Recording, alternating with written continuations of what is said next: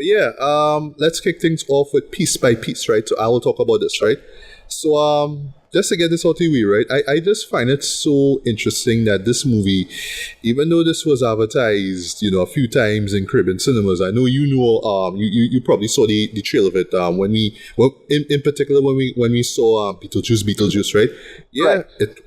The ad run, and I was like, all right, well, we're getting to see this, right? I mean, can't go wrong. It's a Lego movie. It's a Lego animated movie. We've seen Lego animated movies before theatrically. So what happened here? I don't know what happened, right? But seeing it for myself, I could kind of understand why I didn't show, right? But what this is about, right? So, in a nutshell, this is a biography based on the life and career of arguably one of the most legendary super producers ever, in my opinion, Pharrell Williams. Yeah. This is about his life, but what the show really taps into is the creativity aspect of things, right? So it does not bog you down because yes, it is a documentary, right? But it does not bog you down with a bunch of like tidbits, like when he was this age, this traumatic thing happened to him, and this things and that thing. It more focuses on his music career, how he got into music in the first place, why he's drawn into music, and of course, the many, or I should say, well, in this case, in this movie, some of the most iconic figures in music, right? How Pharrell managed to work with them and, managed to score some classics, and put them on his belt, right? So that's what it's about, right? But what was interesting, this right off the gate, right, is that, yeah, it's a Lego movie, right? But here's the thing, when it comes to like these Lego films, right, they're usually associated with Warner Brothers, right? So that would be like the Lego movie, the Lego Batman movie, and so on and so forth, right? But this is like one that, this is actually released through Universal Pictures, right? And it's also directed by Morgan Neville, this famous filmmaker, well, more in the documentary side of things, right? He's famous with that, right? So yeah, right out the gate, it's not too kid-friendly, right? In the sense that, when it comes to like the Lego movie and how those shows are advertised, it's mainly for kids now, it's mainly a kid, a show that kids can watch, but the families can watch it and adults can enjoy it because of the nostalgic value of it, right? But this one is taking the style of those movies, right? But giving it giving it a sort of a unique twist, something very unconventional, something different, right? Something that we've never seen before, right? And in this case, is telling someone's story through that style, right? That's not to say that we have not seen documentaries that were animated before. I know that there were a few. It's just none of them come to mind right now. But when using animation to explore someone's life or someone's perspective, that's not new. We've seen that countless times, right? But I think, if I'm not mistaken, yeah, this is the first time we've actually seen this through, the world of Lego, right? And given Pharrell and his very colorful perspectives on music, it makes a lot of sense, right? I love how they set it up just right out the gate. Just how he approaches music, right? How he approaches creativity from a vibrant kind of sense, right? He talks about, so I forgot. Right, so it's the condition is called synesthesia, right? Where he sees colors in music, right? I believe the first time he really has synesthesia. That he says that. He actually says that, right? Okay. Yeah. Wow. I think the first time I actually heard of that condition was Frank Ocean, because I know with this album Child Orange, right? He was talking about there was a particular summer where he just saw things in orange, right? With this orange hue. I think it's the same condition or something similar to that, right? I could be wrong. Right? I know it's in psychology. Okay. Right, so, yeah. All right, well, I don't know much about it, right? But yeah, but that gives, it actually justifies why this movie is done in that way, right? Because you might think, oh gosh, man, why are you doing this though? This is gimmicky. But no, when you really think about it, it kind of makes sense, right? And then he explains early on is the idea of, and I love how he says this, right? I'm just paraphrasing here. There's the idea of taking these building blocks, right? Or taking something that has already been built and dismantling it, and then reassembling it into something different or something similar, right? Taking what we know, one of the main themes from the Lego movie, but talking about it in terms of creativity and music, right? That makes a lot of sense, right? But yeah, what it is, just in a nutshell, like I said, is just about his life and career, right? When he was born, when he was growing up, in Virginia Beach, him being this social outcast, right? Because he was all weird and staying home watching Star Trek. Hence the reason why, he called his label Star Trek, wink wink. I didn't know that he was a fan of this TV show, Cosmos. I'm actually not familiar with Cosmos, but the host of the show actually makes an appearance in this, right? I forgot his name. Neil Tyson. No, not Neil Tyson. Nobody. The original host, Carl Sagan. Yes, Carl Sagan. Yes, Carl Sagan actually makes a guest appearance in this movie. I thought that was really cool, right?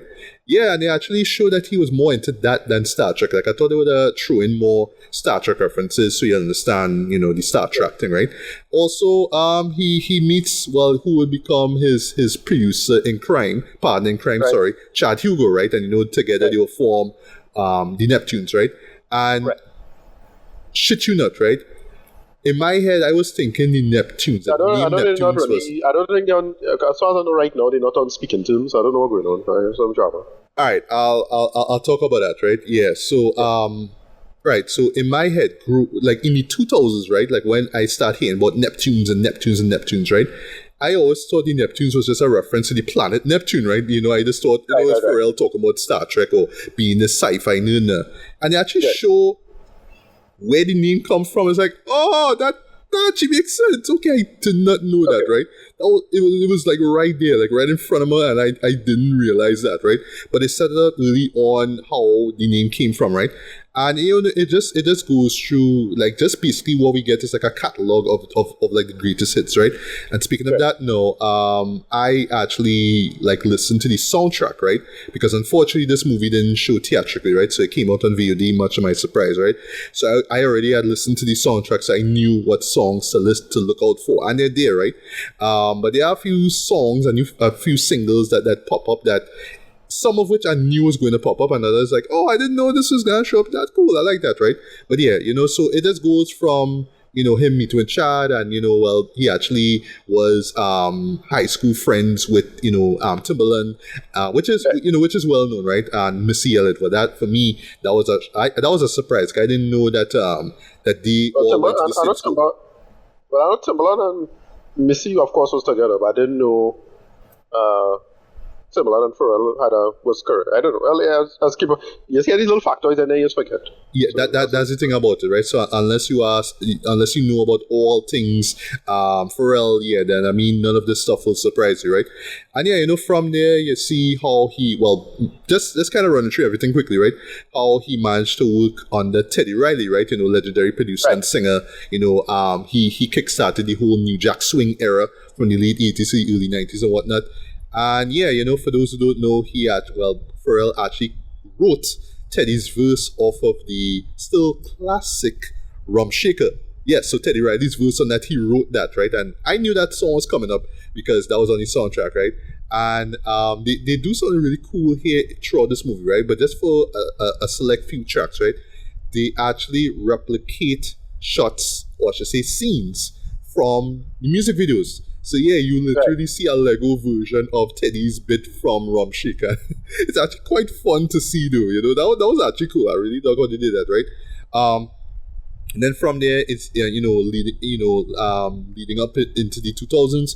It was just the hustle thing, right? It's about, I'm a producer, I got beats, but I have songs, but we trying to get we foot through the door. So it's like, you're calling up label after label, and they just keep slamming doors in your face, right? But Pharrell, figure out, here's what, let me just start a collab with certain people. Let me make beats for certain people, Dread. And my career will springboard from that, right? Similar to like a Kanye West, similar to like what Kanye West did, right? So yeah, they run through the big hits. You have N.O.R.E, with Super Tug from 97, or I think it's 97 or 99, right?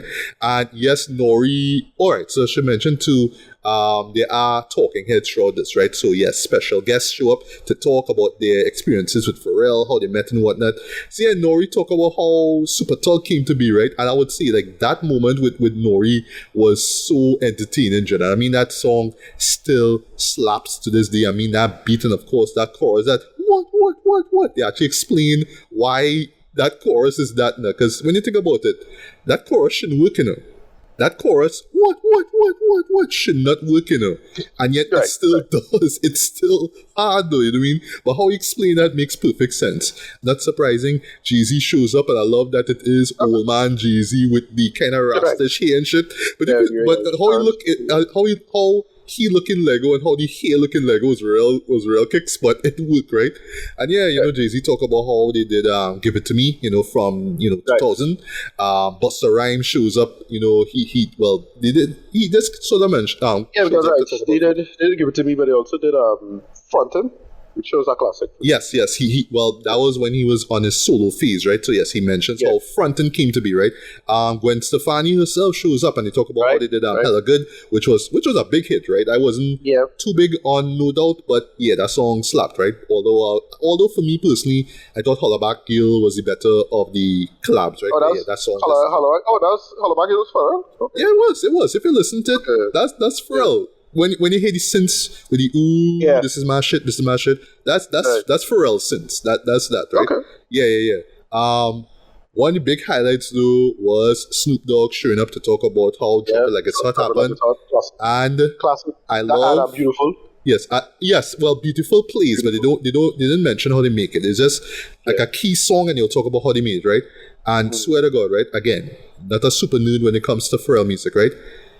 All through the years I hear him drop it like it's hot, right? We always focus on the mouth movement, right? You always focus on that, right? I always used to hear the in the background, and they explained that. I was like, holy shit, I didn't realize it was that, I didn't realize it was something like, alright, so slight spoiler, it was Chad Hugo literally spraying, like it was some kind of air freshener kind of thing he had, and they make a nice joke about it, right? So he is spraying in that to the background, you just hearing while you hearing doom, doom, doom. Like when you hear it again, you'll hear that in the background, like, it just spraying, you know what I mean? Like shit like that there, and let's get into the review here, right? So one thing that this show really absolutely nails, right, is the creativity involved with this. Pharrell and Chad, just saying here's what we just gonna take what we have and just come up with some really cool and creative shit, and we just gonna make music that we know sounds good. It's not like we have to cater to the radio, right? But then there's a nice little conflict involved where just situations happen. Usual thing. Pharrell get a little too, high off of his career and all that kind of stuff. And, when the label heads come through and want to dilute his sound, things start to fall apart and some personal things happen in his life and whatnot. And he wasn't as popular as he was, right?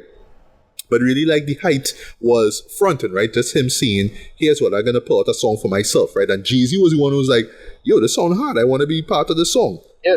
And it worked. I still listen to that song today, right? Yeah, Frontin' is a classic. Yeah. Yeah, Frontin' is a classic. It is, right? And fun fact, that song was actually supposed to go to Prince, When I hear that, I was like, imagine if Prince... That's surprising at all. Yeah, imagine if Prince sung on that, boy.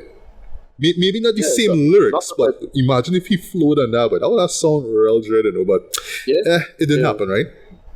And yes, you see the downfall when it comes to Pharrell, because if you was in tune with what was going on in the late 2000s, you realize you wasn't really hearing too much of Pharrell in the 2009 or whatnot, right? They do mention one moment, right? And all right, so just to get to a nitpick, right? So there's a couple of nitpicks involved, right? Not surprising. Pusha T makes an appearance. I talk about how grinding came to be, and I still stand by my statement and Complex's statement that it is the best beat that the Neptunes ever create. Agree to disagree, of course. Agree to disagree. But no, I don't have a problem with that, because to me it's that, and did they do this song? What happened to that boy? That is a Pharrell beat? Yeah, Pharrell, yeah, that's a Neptune's beat. They did that, yeah. Okay, right, yeah. What happened to that boy? Hard. That's hard. That is hard. I like classic. They make Baby sound hard, you know what I mean? It's like Baby only good verse. No. Well, to be fair, he have a couple of great verses under his belt. Like, I would still say his verse with Juvenile and Bounce Back is a great verse. I would say that would put that up there as probably his best. It's one of those songs that you just forget that it is a Birdman song. You keep thinking it's a Pusha yeah, song. because it's Pusha that opens the song, right? But yeah, it's exactly. Baby because he comes in second verse. Stunner and Petty Cake, the worldwide Pusha. Right. Yeah, is that right? And, but yeah, as I said, Grinded. Yeah, I think Grinded is probably the most. I don't know. The best beat is probably the most iconic beat. Like, is in high school, it was the beat that destroyed many deaths. Right? Many deaths. Yes. So, yeah, that was it. Yeah. And then of course for us in the Caribbean, when that remix come, the selector remix come, and he hand Sean Paul and Carnal Official, we was like, oh shit! That's like still one of the hardest remixes ever, in my opinion, right? But yeah, but just to get back to nitpicks, right? You can laugh at me when I say this, Ricardo boy, but this was kind of a letdown for me. No malice us, as in no malice or no malice in it. I did like, where's Malice doing all of this? Like he doesn't. I didn't expect him. I didn't expect him to be the thing because he should be there. But whatever. I'll put it like this, right? I'll put it like this. He don't have to say anything, He don't have to say a word. It could just be his image. It's a Lego movie. Look, I'll throw an example. Yeah. This slight spoilers, right? They even replicate Mystical's Shake Your Ass, right? But of course, because of the universal release, they have to do the Shake It Fast, right? The one that we heard on radio and we saw on BT, right? Shake It Fast, right? But anyway, yeah, you saw Noel actually more focused on Pharrell's chorus, right? If you remember that, and they replicate the shot where he walking out the stairs with the two women. They do that, right? Yeah. But like, it was still mystical kind of inclusion in it now. But you're telling me they couldn't do a Lego version of Malice or no Malice and put in the back? Like he didn't have to be interviewed if he don't want to be. But I get the feeling that it's his whole. But I found that he's quite very religious, so I feel he don't want to sign up with any of this. So it's like, it's a Hollywood movie, dog. Nobody cares. It's just the image. So yeah, you want to be part of it at all. I get that feeling because I just put him in and I say we put him in and not to sign off unnecessarily. So yeah, he probably was actively against it. I think. All right. Okay. Right. Yeah. Moving on. But yeah, it was a nitpick for me. Just like we want to see clips, bro. Like not one of them, but anyway, yeah. So just right. So that was a nitpick, right? But yeah, the downfall really came, and they actually like just see it right out the gate by, Clips album till the casket drops was a critical flop now, technically, right? Right. For me. Yeah, because I try to remember like when he dropped off and then kind of come back. Like to me, he kind of come back with I want to say Migos or a little later than that. Correct me on this. Yeah. So I find that song because Dance with the Dolls in the Nighttime. Okay, not Stir Fry. No. Stir Fry, yeah, Stir Fry. Yeah, Stir Fry. Well, funny thing is Migos isn't mentioned, yeah. Okay. Yeah, which is weird. Because that's the thing about this show, right? Like they mention like big people, so they'll mention Usher, they'll mention Mariah Carey, but they'll exclude some people. And I feel like is in terms of time, or maybe it was in the interview. Because keep in mind, this is an actual interview that was done between Morgan Neville and Pharrell. So maybe Pharrell mentioned some names. I just rule with that, right? And maybe some other people just got excluded, right? So whatever. Right. But yeah, they kind of hint at. At that point in time, that this is where the drop-off had started, right? And also, she mentioned, too, that they mentioned blurred lines, right? But they didn't even mention the whole controversy with the whole Right, that was a big drama. Yeah. I remember that was a big piece of drama. Yeah, they avoid that shit. They was just like, what sample clearance? What are you talking about? They didn't even mention that at all, right? So if I could get to... and that had multiple scandals in and around it. The video had a big scandal. Yep. Mm-hmm. I remember the video had a big scandal because what's his name? The fellows he started. Robin Thicke, yeah. Robin Thicke, right? That he touched up some girl, and she was like, "Oh, I think the girl was like," they shut down that whole thing. He had to take it into somebody's wife. Like multiple dramas come out of that video because it was like too much. Yeah, it was. And then that music thing that whole thing, the music clearance thing was a whole drama too. I was like, it was right. Yeah, but still to this day, that whole sample clearance thing is just kind of weird. Though. Like you would think Pharrell would know better, though. Yeah, there's in nature. There's one of those things I could see.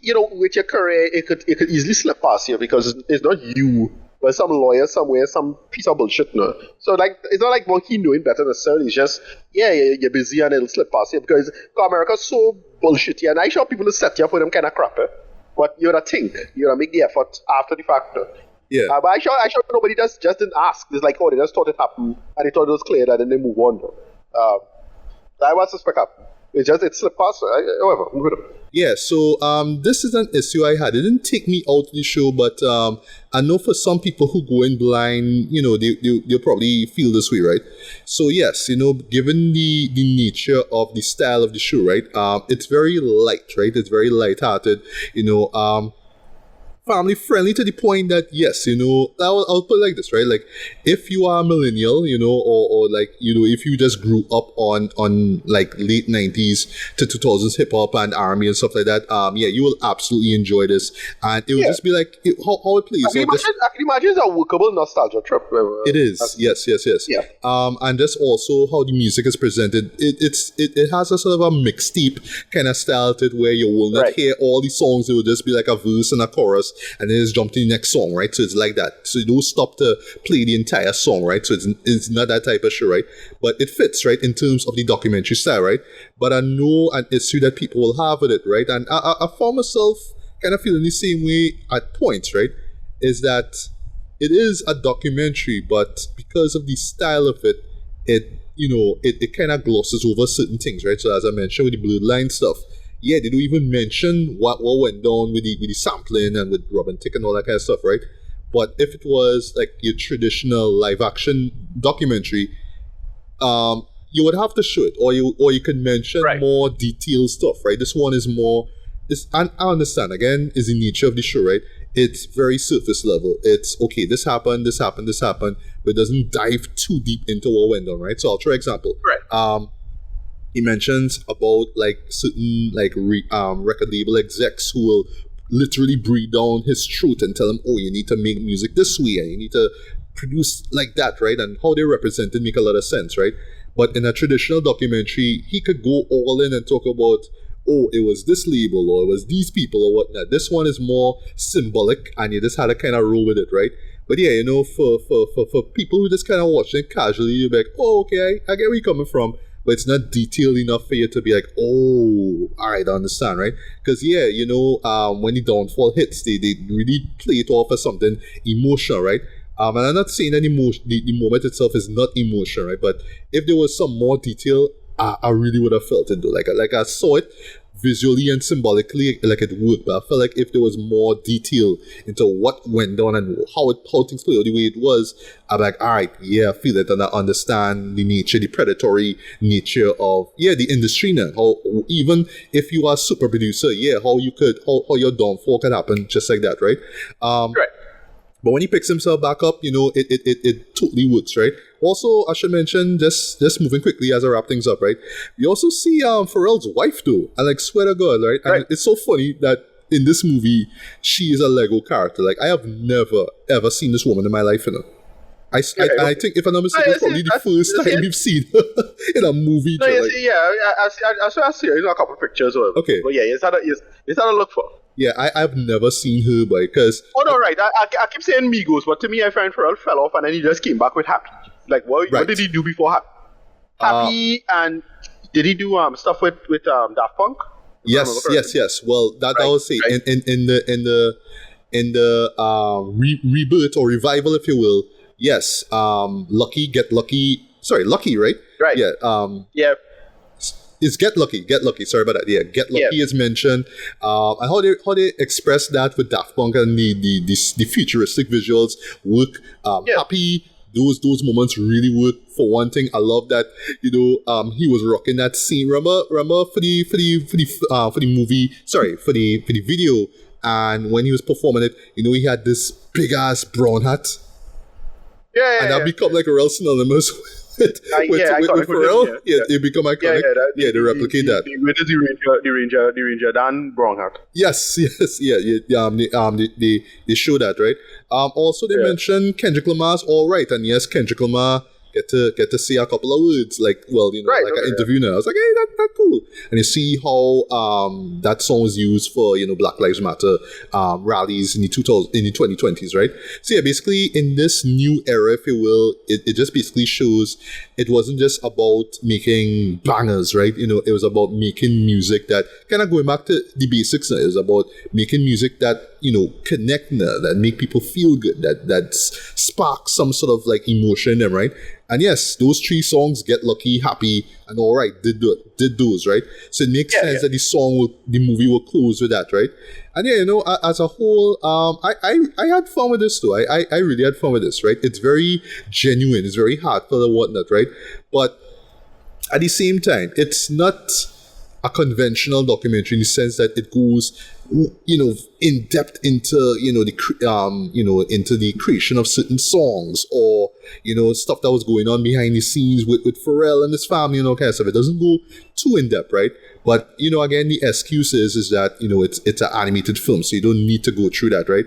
But it's also a documentary film, so it's like that, right? So it's that sort of balancing act where a part of me wishes that we got a little bit more detail into his life, but the other half is like, well, it's a cartoon and kids sitting down watching this, so, and because the show focuses so much on creativity and music, it's not really going to matter, right? So it's one of those, right? It's one of those take it or leave it kind of things, right?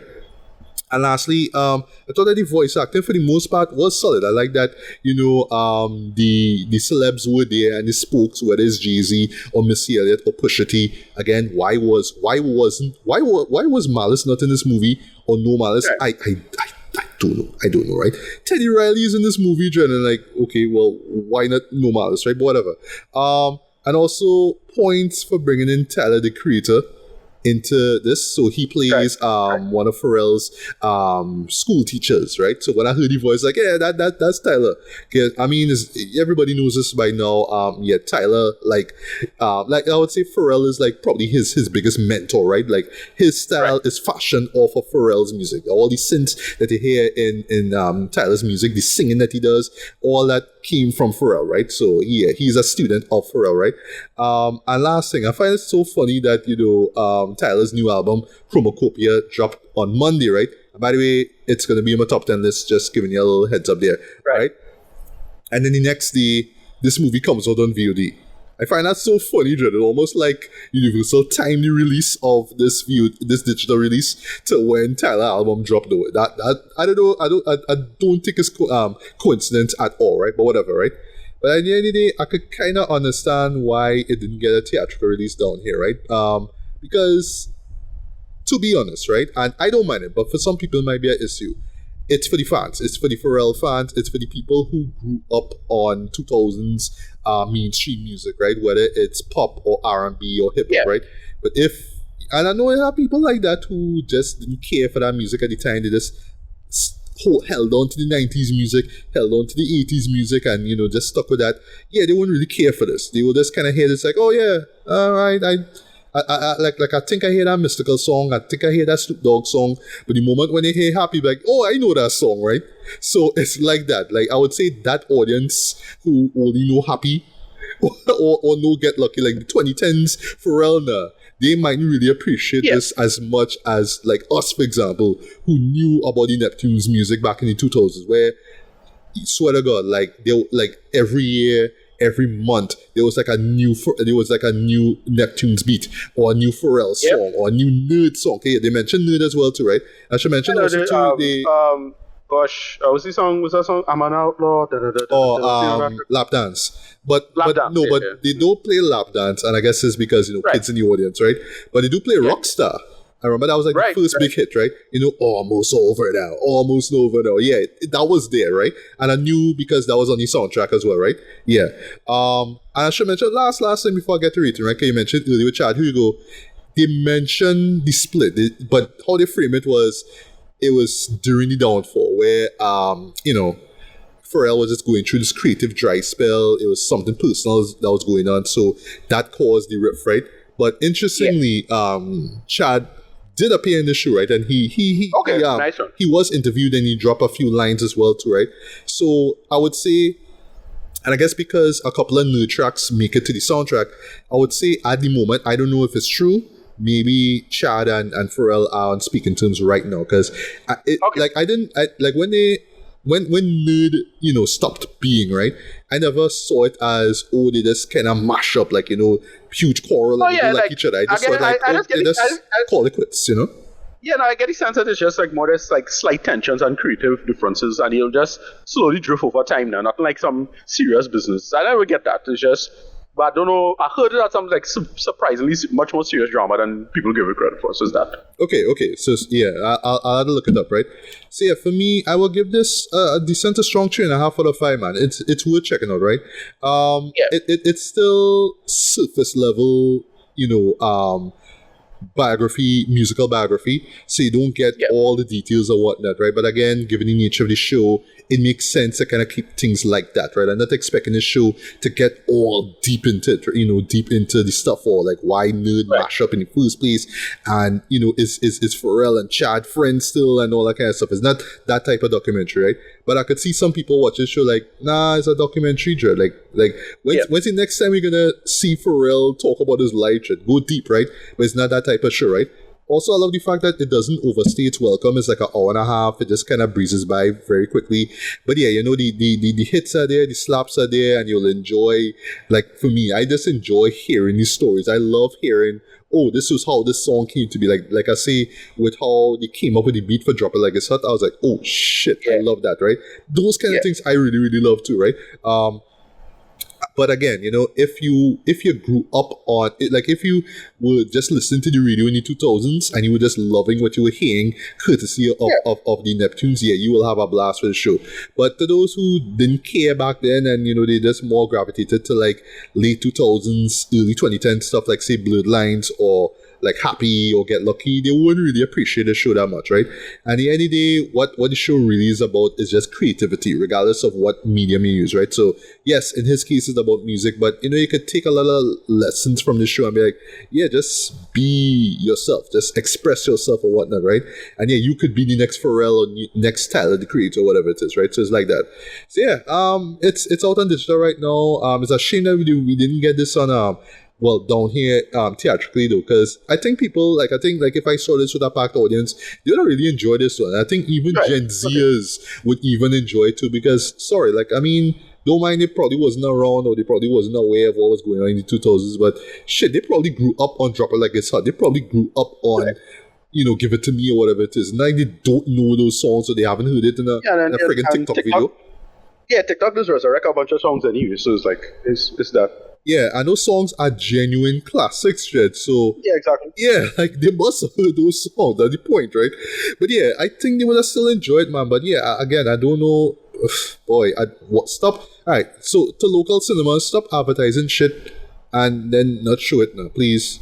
Don't do that. All right, you could show my poster and tell my show coming out, and then last minute say no, it's not coming out, right? But don't show my trailer and tell me coming, and then I waited for it, nope, it's not coming. Don't do that now. Okay, yeah, I would have paid money to watch this, man. But the poster is a much more reliable metric if something coming out, because this be part of the general kit now, the EPK kit. Yeah. I think trailers is just coming out as a kit, so I don't think trailers more as reliable. I think a poster is much more reliable. All right. Makes sense. And I did at least not, locally. Yeah, and to be fair, I did not see a poster of Piece by Piece right. In Sando when I met you for my birthday, or in Caribbean Cinemas in Tristan, right? So I didn't see those, right?